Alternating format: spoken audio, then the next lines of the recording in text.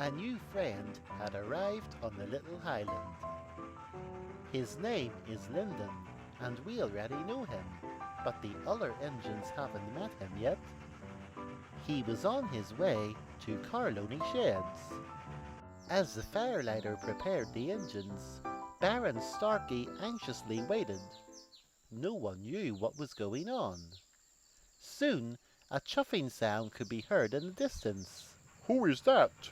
We are all here," wondered Gunther. The mystery was soon solved as Lyndon arrived at the sheds.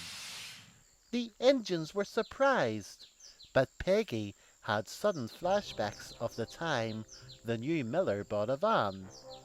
"The youngster has gone and bought a new engine. For what purpose?" she fretted. Lyndon smiled upon clapping eyes and Baron Starkey. "Haven't you grown into a handsome gentleman? When I look into your eyes, I still see the little boy who made me a promise." Before he could answer, Lyndon looked over at the engines. "Who are they?" he asked. "Those fine engines are your new family," he proudly presented. "They each have their own jobs, as will you." Lyndon seemed a little displeased. "I've never shared a line with others.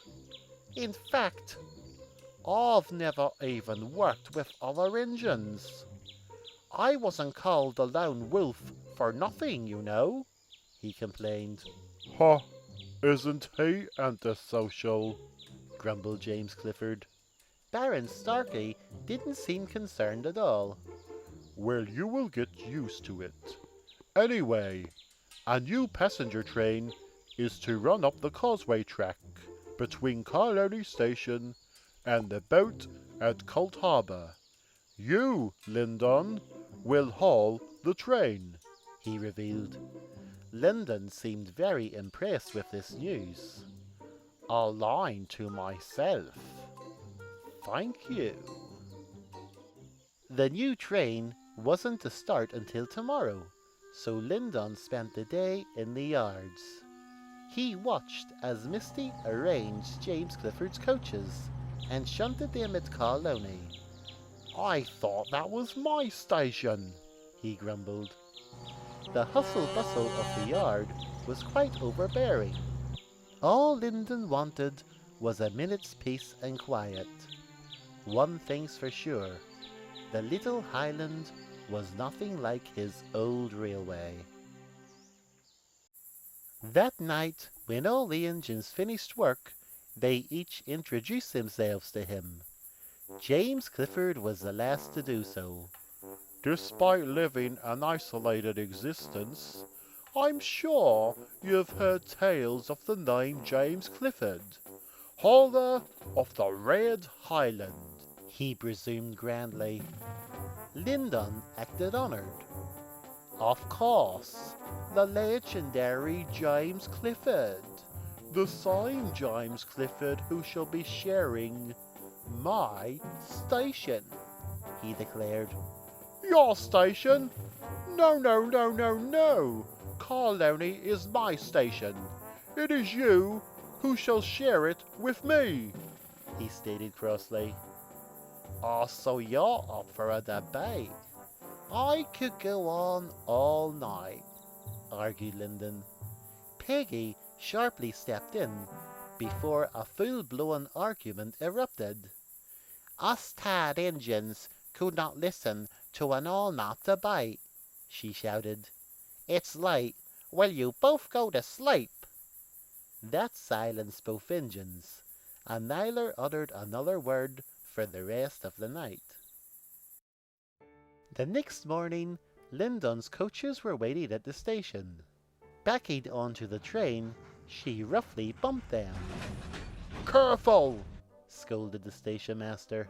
When the passengers boarded, the guard blew his whistle. It was time to go. Departing the station, she bumped the coaches again. The passengers were nearly jolted off their seats.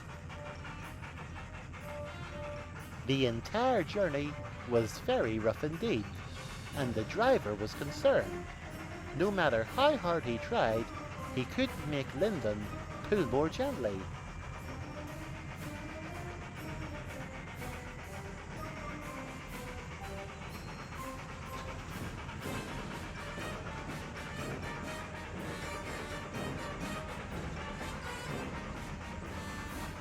Reaching Cold Harbor, they stopped at the quay, which resulted in another bump.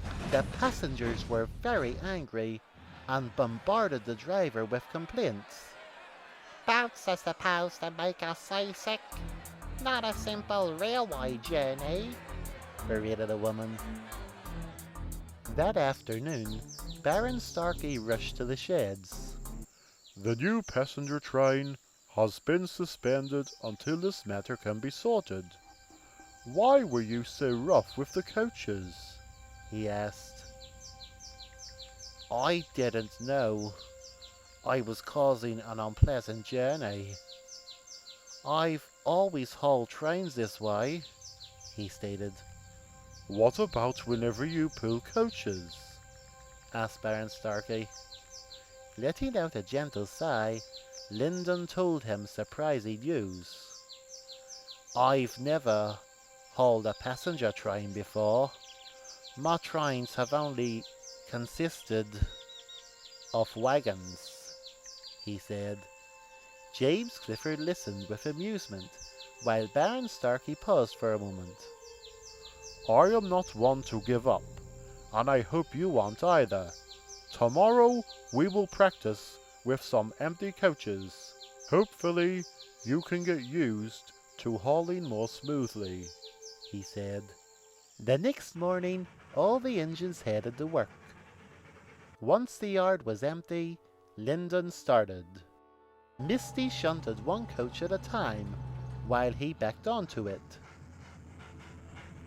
Still very bumpy, called Baron Starkey from the inside. Hours passed, and Lyndon refused to give up. Gradually, he became more gentle, so Baron Starkey decided to add another coach.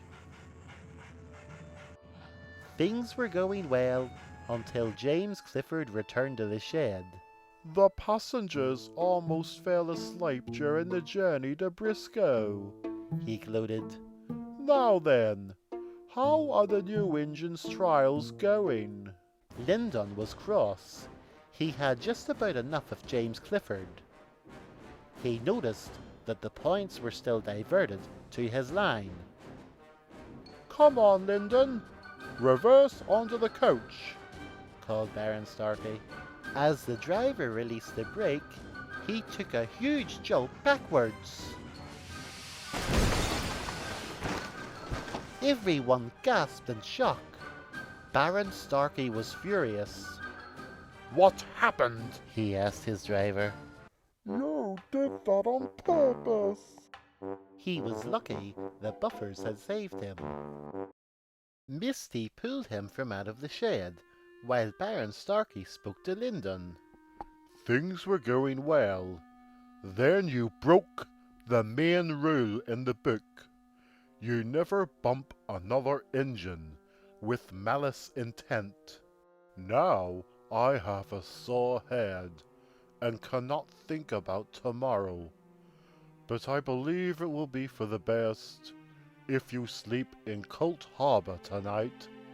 Staying here could upset the engines. They work their hardest when they are happy. Lyndon felt more like an outsider than ever before. Without uttering a word, he left the yard. His driver parked him at the quay and then went home.